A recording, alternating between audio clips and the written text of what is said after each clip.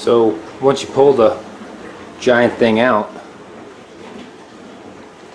and trash your back, you come around back to clean the coils and realize they're not there.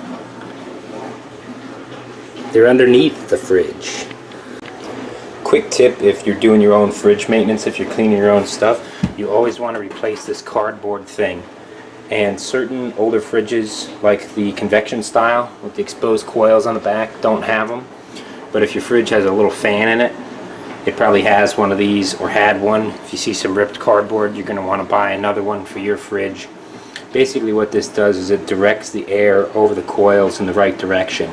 It's like a fan shroud for your car on the radiator. Very important. Not something that you want to forget to put on or think that you don't need and throw away.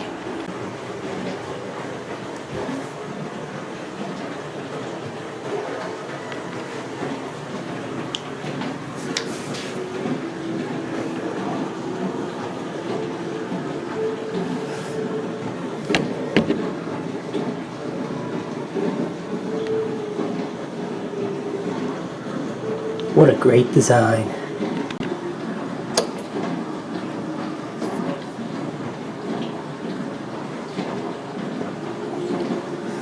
Designed to fail.